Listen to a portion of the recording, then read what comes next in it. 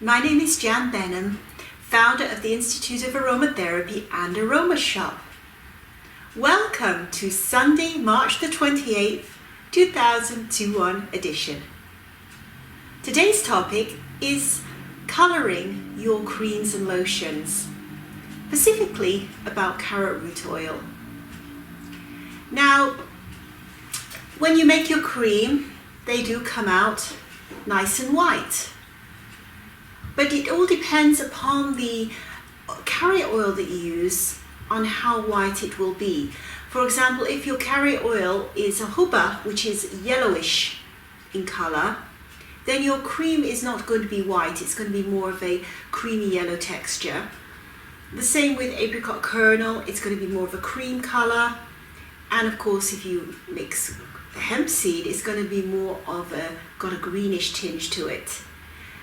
So it is nice to be able to add some colour to your creams, but you ideally want to make it that it's of value to your skin as well. So one of my favourite colours, organic colours that I've used, is carrot root oil. Now carrot root oil, as you can see, it's a beautiful red colour, and I'll show you a close-up in a few moments, is macerated from the carrot roots mixed into sunflower oil, usually organic, hopefully, and then they wait until the colour is really macerated through, so you get this beautiful rich orange colour, and then of course it's filtered and then sold as is. Now the benefits of carrot root oil are enormous. First of all, carrot root oil, Docus carotis, is an antioxidant. It's rich in vitamins A, B, C, D, E, and linoleic acid and essential fatty acid. It's especially good for dry, chapped skin and has rejuvenating properties, delaying the aging process. Carrot root oil also happens to be a natural preservative for creams and lotions, and of course it's used for colouring. So it will rejuvenate and act as a tonic for the skin, and used in massage, it's particularly good oil which will have a tonic effect upon the liver and gallbladder. And they use it, of course, in traditional Chinese medicine to treat dysentery and to expel worms.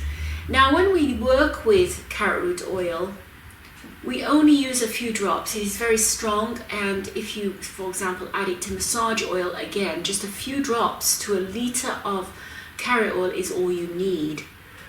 And it can be added at the end, which is what we're going to do now. This is a cream that we made last week.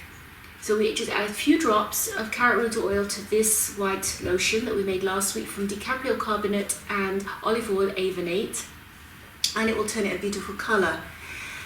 Now, other attributes, I have used carrot root oil in my soap making, and it makes a beautiful yellowish soap, beautiful. And of course it adds to the against drying, the soap's drying properties that soap can tend to have. So very good if you want to add to your soap, not just for the colouring, but also for the rejuvenating effects that carrot root has on the skin. Another oil of note that I've used in the past is something called alkanet root. And I used to buy this alkanet root from a small herbalist in Toronto. It's not there anymore. And I used to get the herb and I would macerate it again in sunflower oil, and eventually over a couple of weeks it would turn bright red, the oil would. So when you added that bright red oil to your cream, you would get a pink. Where I got into that using the alkanet root was for soap making, because it changed the pH of the product. So not changes, but it shows the pH of the product. So if you add alkanet root to soap, which is alkaline at the beginning, it will go blue. As it changes and goes slowly away from goes slowly back up the scale again, as it gets older, it slowly turns to a purplish color. So depending on how much of the oil you have changed from using the infused oil to olive oil, so I often infuse my olive oil. If I infuse all my olive oil that I used in cold press soap, it would go a deep mauve color. and if I used a little bit, it would go purple. So I do have some pictures, and I will see if I can post them later, of the soaps with these two ingredients, with the carrot oil in and the purple soap as well, which is the alkanet root. So those are two oils, organic oils that I use. By the way, alkanet root it used to be used for, in India, for example, it's still used in food preparation. It is not approved for use in the EU countries, or I don't even think in the USA either. So that's organic colorants. And before we go on, I will show you how we mix it together.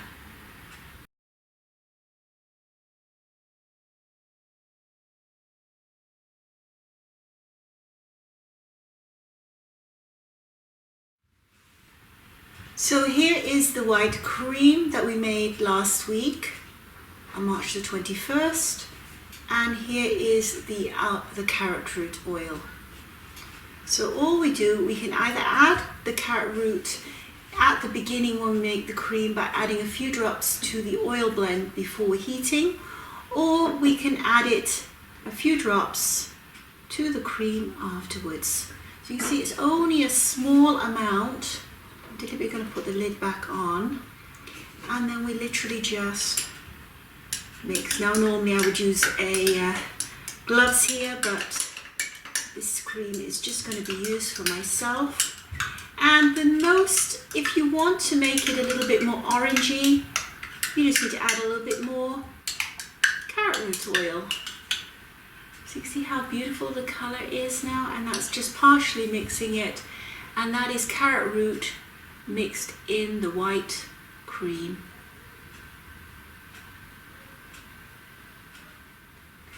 So now we're looking at inorganic colours now. Now, I don't really see the value of adding too much of these colours to the product unless you particularly want that colour for a purpose. For example, in my eye lotion, I add a little bit of purple colorant that is specific, and it's mixed with silica and different powders for putting underneath the eye to help hide the dark circles underneath the eyes. So it's actually an eye cream that helps to firm the eyes, but also to act as a diffuser so you don't see dark circles under the eyes as well. But that's a specifically made product that is used for those purposes. And it's only a very faint shade in the pot. But if you want to go ahead, the thing with this is coloured mica. This one is amethyst, and it's a coloured mica, and they will impart a colour, and they look very pretty, but they don't leave any colour per se on the skin. The same way as the organic colours, carrot root will stay in the skin slightly. The alkanet root, I did want to mention this before, alkanet root although it looks red, will not leave a red stain on the lips, so it's not useful as a lip colour at all, except for a nice lip gloss. So mica alone will not impart a colour, but where it's useful is, for example, in the glitters. Like we have these sparks. This is a spark gold and a spark red and a spark copper. And if you added a little bit of a few sparks to, say, a white lotion, and you're going out on a nice summer evening or summer day even,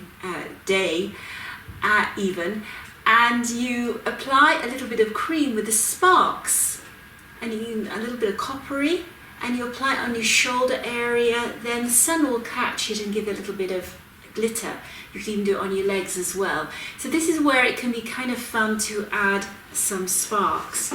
So for example, I'm not going to put it in the product, but you can see how glittery it is. I don't know if you can catch it on the camera, but you see this is the copper sparks.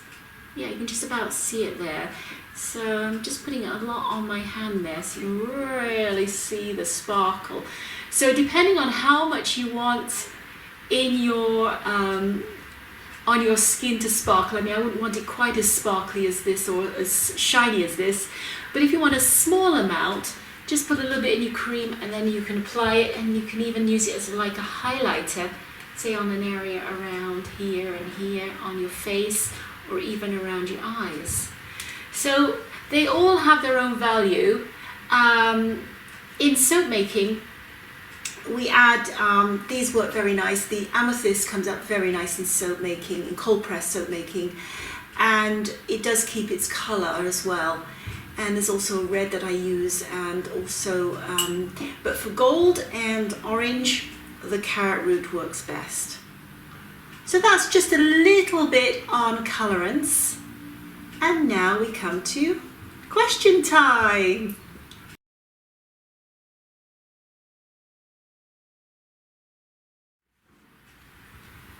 So I have a couple of questions this week. The first is from Anne from Toronto, Canada, and she is making her own lipstick, and she's having trouble with the colors. They look very nice in the lipstick tube, but when I apply them to my lips, there is no color that comes through. So I think actually I just answered this in this podcast. I got back to her and asked her what color she was using on her lips, and she was using mica colors. Now, mica colors are made from mica, and then they are processed in such a way that they have oxides and sometimes FC and D dyes, which are petrochemicals. So I deliberately don't buy micas with petrochemicals on them, and so they are surrounded by all the little particles, are basically surrounded by these colorants. So they've got very little colorant on them, but they're basically mixed together. Actually, they're just shook together. They're not really grinded together. So the micas start with being different particle sizes. So for example, this Copper Sparks here is got a large particle size, so it gives the impression of sparks. So when you see it, it's very sparkly. Whereas, so it's got a large micron, large particle size. Now, and then we have other micas which are very finely ground, so it comes out like a really ultra silky, like my satin pearl mica, which I use in my foundation, is literally 15 UM, which is a very fine particle size, so it doesn't leave a glitter on the skin. Now these are, like this copper one has a little bit of yellow oxide, very tiny amount on that's being put in here with some titanium dioxide. You're talking about a very small percentage, extreme small. And then it's shook together, so it gives this effect. So surrounding each particle is a touch of titanium dioxide, which is refractive in the sunlight, and also the oxides. So it's got a little bit of red and a little bit of yellow oxide in here, along with titanium. So the upshot is that they don't leave. They might look pretty in the tube, but they will not impart a lipstick on your lips. To get a lipstick on your lips, you need to have something sticky. So you've got your base, your lipstick base, and then you mix in your pigment. The pigment takes up quite a large percentage of your in the lipstick. So you've got your waxes and oils, which is your lipstick base, and then you have your colorants. Now the colorant should be a mixture of things like zinc oxide or even titanium, depending if you want to use titanium or not. But zinc oxide is very sticky. And then your oxides, like your red oxide, yellow oxide, is also sticky. So, and carmine is too. So you need a sticky dye in order to mix in with your base in order for it to be a lip stick. So it's a stick that sticks on your lip, basically. That's a lip stick. So looking at the colorants that you're using is what will happen. So adding a colorant, adding a lipstick that is made with, for example, colored with some alkanet root, will make a nice red looking colored lipstick. but it won't go red on your lips. It will just add a nice gloss. So that was question number 1. I hope that's been helpful to some of you, and I will be doing a tutorial just on making lipsticks at some point over the next couple of months. The next question is from Susan from Germany. And Susan has a problem with very dry skin, and she's having trouble with no cream seem to be helping. So my suggestion is that you look at your nutrition, your diet. Are you having enough fat in your diet? Too many people do not have enough fat in their diet, and it shows that your skin becomes very dry. I know when I did my Ayurvedic training, the first thing they did was they made us take a lot of ghee, which is clarified butter, internally, to help the lymphatic system, and also to apply ghee to your skin, or oil to your skin, and you apply the oil to your skin, and then you get in a very hot, then you go in the sauna actually, and you sweat, and it brings the oil throughout the skin basically. I know that ghee, I know some people who are vegan, so they might not want to use ghee, so use coconut oil instead. But ghee itself is known in Ayurvedic medicine as being very healing, and it works by opening, when you take it internally, it opens up the lymphatic system in your body, which is your cleansing system in the body. So it opens all these little ducts and what have you. And they use ghee in the Punjakarma cleansing. So when you use ghee, and then they do a whole series of cleansing. So you basically, you eat and you put ghee on for a week or so. I mean, I've done this a couple of times, and then you basically purging, and it opens everything up so everything can come, all the ama, all the toxicity in your body can clear out of your body easily. So all you need to do is, first of all, look at your nutrition aspect. Are you eating enough fat in your diet? And good fat. The vegetable oils that you buy and that you get in processed food, or you eat French fries and chips that are cooked in these oils, are not good for your body at all. They're toxic and kryptonite, I call it, to your body. So make sure it's a good fat of, coconut oil, MCT oil, ghee, butter, grass-fed butter, and I think I've already mentioned coconut oil. So olive oil can be taken too, but not cooked. So coconut oil and ghee can be used in cooking as well. Then applying an oil, what I have done in the past is I've applied apricot kernel oil to my skin. And by the way, she said, I did forget to say that in the question she did have dry skin on her body. And I literally apply apricot kernel all over my skin, over my body, and then let it really massage it in, and then I get in a hot shower and just let the hot shower work its way magic just for a couple of minutes, and then I pat myself dry. And after a few days of doing that, if you do that daily for a couple of days, your skin becomes really soft as your body absorbs. So there's a few ways of doing this. So I hope that helps. Anyway, I hope that you enjoyed this podcast, and it will be, and I really enjoy doing them. And I hope that you have a great Sunday, wherever you may be. And goodbye for now.